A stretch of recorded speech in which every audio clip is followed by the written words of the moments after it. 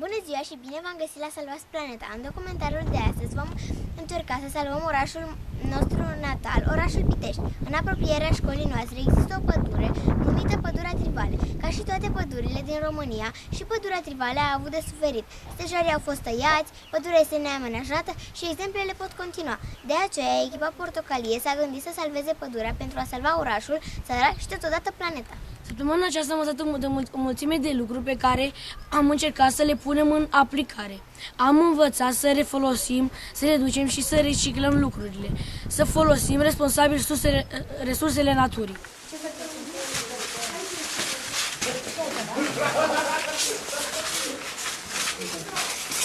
Am învățat să facem proiecte, să comunicăm, să motivăm și să strângem fonduri. O să vă dăm 15 minute la dispoziție să rezolvați problema. Trebuie să cumpărați acest bilet cu 2 lei pentru adulți și 1 leu pentru echipa noastră. Vă propun o problemă de matematică pentru cei care vor la 4 și 20 la făișori. Problema este de clasa 3-a. 1 leu costă bilet. Și nu în ultimul rând am învățat să fim mai buni. Ca premiile noastre să fie mere. Sunteți de acord să dăm mere ca premii? Da!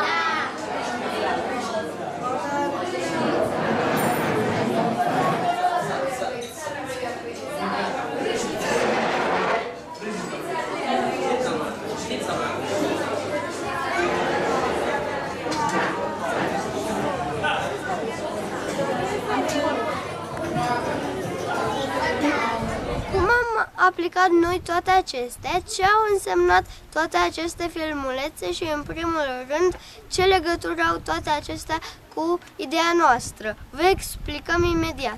Vrem să ajutăm la împădurirea pădurii, dar pentru aceasta avem nevoie de fonduri și astfel ne-a venit o idee pentru concurs. Echipa Portocalie s-a gândit să facă un concurs de matematică. La acest concurs se așteptată toată lumea, copii, adulți, organizatori. Cine va rezolva o problemă de clasa 3 în 15 minute va primi un dar de la noi, adică 5 lei. Și fiecare copil va primi, în sens de mulțumire pentru că a ajutat planeta, câte un măr. Toată lumea este așteptată la finalul serii. În speranța că ideea noastră va fi continuată, vă dorim o seară plăcută în continuare. Vă mulțumim și vă așteptăm.